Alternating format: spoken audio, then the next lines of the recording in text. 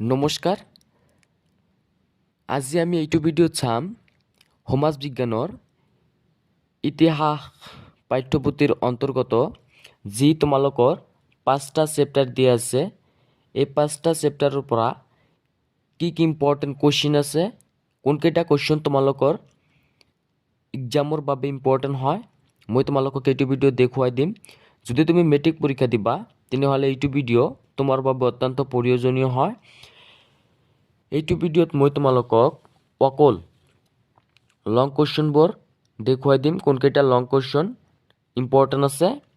Next ভিডিঅ'ত মই তোমালোকক MCQ কেইটা দেখুৱাই দিম, কেনেকুৱা টাইপ MCQ কুৱেশ্যন আহিব।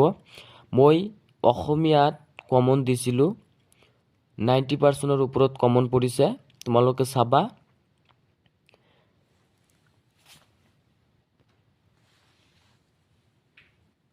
এতিয়া আমি প্ৰথমতে জানি লওঁ ইতিহাস। ইয়াৰ পৰা টোটেল মাৰ্কছ আছে 35। ইয়াৰে লং কুৱেশ্যন আহে 20 মাৰ্কৰ আৰু MCQ আহে 15 মাৰ্কৰ। তোমালোকে মনত ৰাখিবা, এইটো তোমালোকৰ মাৰ্কৰ পেটাৰ্ণ হয়। তাৰপিছত চাবা চেপ্টাৰ 1। চেপ্টাৰ 1ৰ পৰা তোমালোকৰ লং কুৱেশ্যন আহে 4 মাৰ্কছৰ। চেপ্টাৰ 2 ইয়াৰ পৰা তোমালোকৰ 4 মাৰ্কছৰ লং কুৱেশ্যন আহে। তাৰপিছত চাবা চেপ্টাৰ 3 ইয়াৰ পৰা তোমালোকৰ 4 মাৰ্কছৰ লং কুৱেশ্যন আহে। তাৰপিছত চাবা চেপ্টাৰ 4 ইয়াৰ পৰা তোমালোকৰ 5 মাৰ্কছৰ লং কুৱেশ্যন আহে আৰু চেপ্টাৰ 5 ইয়াৰ পৰা তোমালোকৰ 3 মাৰ্কছৰ লং কুৱেশ্যন আহে। মই তোমালোকক দেখুৱাই দি আছোঁ কোনকেইটা চাব লাগিব। মই তোমালোকক বেছি দেখুৱাই নিদিওঁ, যিবিলাক দেখুৱাই দিম ইয়াৰে পৰা তোমালোকে মেট্ৰিক পৰীক্ষাত 100% চিয়'ৰ কমন পাবা। 13 ফেব্ৰুৱাৰীত দেখিবলৈ পাবা। প্ৰথমতে আমি চাম বংগ বিভাজন আৰু স্বদেশী আন্দোলন। প্ৰথম চেপ্টাৰটোৰ পৰা কি ইম্পৰ্টেণ্ট কুৱেশ্যন আছে। মই এইটো ভিডিঅ'ত অকল লং কুৱেশ্যন কেইটা দেখুৱাই দিম, কোনকেইটা লং কুৱেশ্যন তোমালোকৰ চাব লাগিব। প্ৰথমতে তোমালোকে 6 নং পৃষ্ঠা বাহিৰ কৰি লোৱা। 6 নং পৃষ্ঠাৰ পৰা চাবা বংগভংগী আঁচনিৰ প্ৰথম দফা। তোমালোকে মনত ৰাখিবা, বহুত ইম্পৰ্টেণ্ট আছে এইটো কুৱেশ্যন এইবাৰৰ কাৰণে। বংগভংগী আঁচনিৰ প্ৰথম দফাটো তোমালোকে এইটো লিখি শিকি যাবা, বহুত ইম্পৰ্টেণ্ট আছে এইটো, তোমালোকে শিকিবা দেই। তাৰপিছত 14 নং পৃষ্ঠা বাহিৰ কৰি লোৱা। 14 নং পৃষ্ঠাৰ পৰা চাবা মুছলিম লীগৰ প্ৰতিষ্ঠা। ইয়াৰ ওপৰত তোমালোকে চুমু টকা লিখি শিকি যাবা, ইম্পৰ্টেণ্ট আছে এইবাৰৰ কাৰণে। মই তোমালোকক যিবোৰ কুৱেশ্যন দেখুৱাই দি আছোঁ এইবিলাক তোমালোকৰ এক্সামৰ বাবে বহুত ইম্পৰ্টেণ্ট হয়। তাৰপিছত 20 নং পৃষ্ঠাৰ পৰা চাবা অনুশীলনীৰ লং কুৱেশ্যন। 2 নং কুৱেশ্যনটো এইবাৰৰ বাবে বহুত ইম্পৰ্টেণ্ট। 3 নং কুৱেশ্যনটো চাবা, 3 নং কুৱেশ্যনটো ইম্পৰ্টেণ্ট আছে। তাৰপিছত চাবা 4 নং কুৱেশ্যনটো চাবা। 4 নং কুৱেশ্যনটো এইবাৰৰ বাবে বহুত ইম্পৰ্টেণ্ট। স্বদেশী আন্দোলনত জাতীয় শিক্ষালয় আগবঢ়োৱা বৰঙণিৰ বিষয়ে আলোচনা কৰা। তোমালোকে মনত ৰাখিবা, বহুত ইম্পৰ্টেণ্ট আছে এইটো কুৱেশ্যন, বহুত ইম্পৰ্টেণ্ট। তাৰপিছত 6 নংটো চাবা 7, 8। তোমালোকে মনত ৰাখিবা স্বদেশী আন্দোলনৰ 4টা ফলাফল আৰু স্বদেশী আন্দোলনৰ 4টা অৱদান। 3টাকে দিয়া আছে, তোমালোকে 4টাকে শিকিবা। আহিলে তোমালোকৰ 4 মাৰ্কছৰ আহিব, বহুত ইম্পৰ্টেণ্ট আছে। মই তোমালোকক কৈ দিলোঁ 4, 6, 7, 8 ইয়াৰ পৰা তোমালোকে এটা কুৱেশ্যন লং কুৱেশ্যন 100% চিয়'ৰ কমন পাবা। হৈ গ'ল। এইটো চেপ্টাৰৰ কি ইম্পৰ্টেণ্ট কুৱেশ্যন আছিল মই তোমালোকক দেখুৱাই দিলোঁ। এতিয়া আমি চাম দ্বিতীয় চেপ্টাৰ। এইটো চেপ্টাৰৰ পৰা কি ইম্পৰ্টেণ্ট কুৱেশ্যন আছে। এইটো চেপ্টাৰৰ পৰা তোমালোকে ডাইৰেক্ট তোমালোকে এইকেইটা বহুত ইম্পৰ্টেণ্ট আছে, এইকেইটা তোমালোকে পঢ়িবা।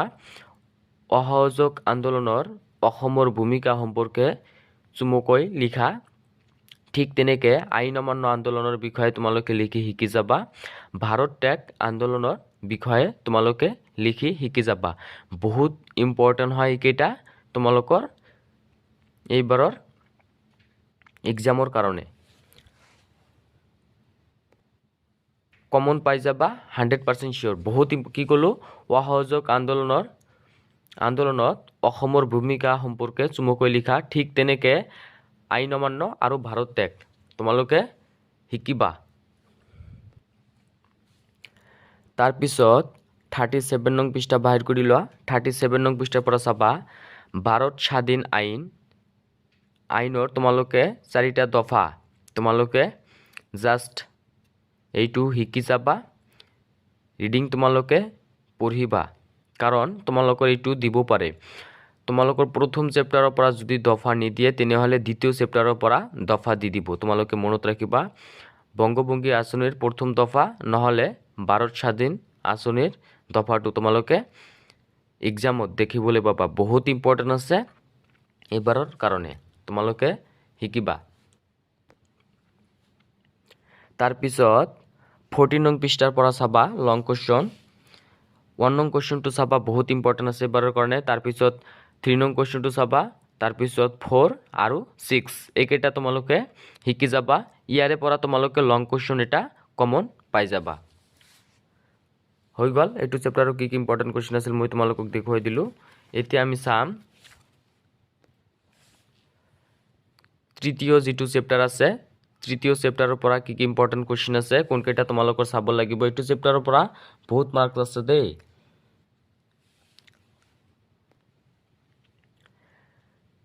এইটো চেপ্টাৰৰ পৰা তোমালোকে 48 নং পৃষ্ঠাৰ পৰা চাবা অসমত 1857 চনৰ বিদ্ৰোহৰ বিফলতাৰ কাৰণসমূহ তোমালোকে চাবা 4 মাৰ্কসৰ তোমালোকে কমন পাই যাবা 100% শিওৰ এইটো অহাৰ চান্স আছে এইবাৰৰ কাৰণে বহুত ইম্পৰ্টেন্ট আছে বিফলতাৰ কাৰণসমূহ তোমালোকে শিকি যাবা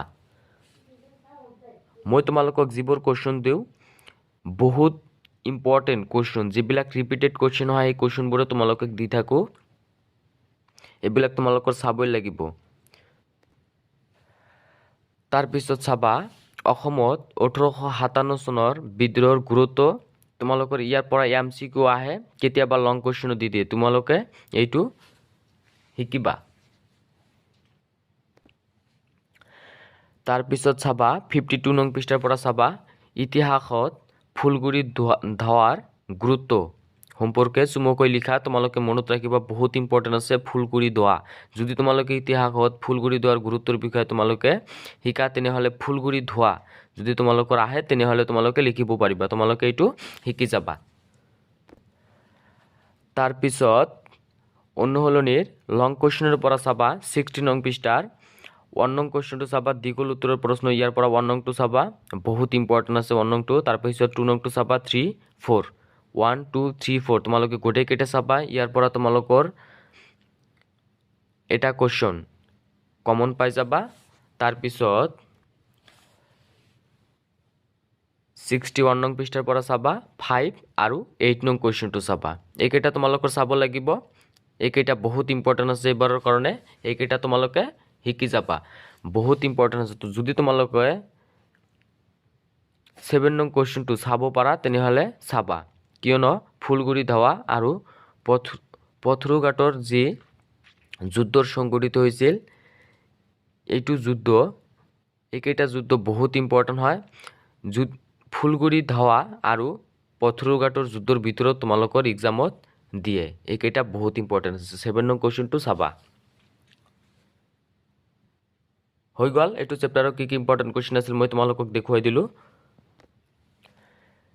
এতিয়া আমি চাম চ্যাপ্টাৰ 4 চতুৰ্থ চেপ্টাৰৰ পৰা কি ইম্পৰ্টেন্ট কোৱেশ্চন আছে এইটো চেপ্টাৰৰ পৰা 5 মাৰ্কসৰ এটা লং কোৱেশ্চন আহিব তোমালোকৰ এক্সামত মই তোমালোকক দেখুৱাই দিম কোনকেইটা তোমালোকৰ চাব লাগিব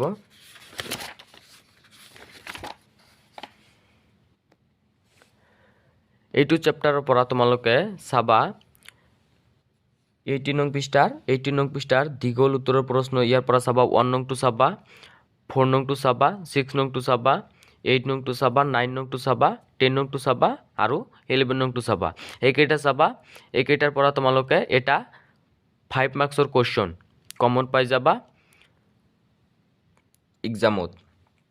এক্সামটি আহি কবা কমন পৰিছে না নাই 100% শিওৰ ইয়াৰে পৰা তোমালোকৰ কমন পাবা মই এমসিকিউৰ বাবে ভিডিও আপলোড কৰিম যদি তুমি মোৰ চেনেলত প্ৰথমবাৰ হোৱা চেনেলটো ছাবস্ক্ৰাইব কৰিবা যদি MCQৰ বাবে ভিডিঅ' লাগে মোক কমেণ্ট কৰিবা যে স্যাৰ সময় নাই লাগে তেনেহ'লে মই দি দিম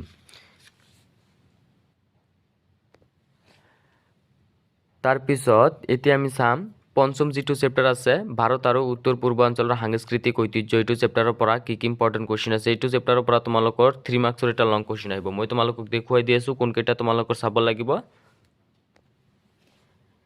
এইটো চেপ্টাৰৰ পৰা 106 নং পৃষ্ঠা বাহিৰ কৰি লোৱা অনুশীলনীৰ ইয়াৰে দীঘল উত্তৰৰ প্ৰশ্ন ইয়াৰ পৰা তোমালোকে চাবা 1 3 4 7 9 আৰু 10 এইকেইটা তোমালোকে চাবা তাৰপিছত চাবা চুমুটকাৰ পৰা তোমালোকে চাবা অসমৰ স্থাপিত শিল্প অসমৰ বৈষ্ণৱী সাহিত্য আৰু বিহু কি কলো 5 6 আৰু 10 এইকেইটা তোমালোকে চাবা ইয়াৰ পৰা তোমালোকে এটা 3 মাৰ্কছৰ কোৱেশ্যন কমন পাই যাবা লং কোৱেশ্যন হৈ গ'ল এইটো চেপ্টাৰৰ কি ইম্পৰ্টেণ্ট কুৱেশ্যন আছিল মই তোমালোকক দেখুৱাই দিলো ইতিহাস পাঠ্যপুথিৰ শেষ হৈ গ'ল কোনকেইটা ইম্পৰ্টেণ্ট কুৱেশ্যন আছিল মই তোমালোকক দেখুৱাই দিলো যদি তুমি মোৰ চেনেলত প্ৰথমবাৰ হোৱা চেনেলটো ছাবস্ক্ৰাইব কৰিবা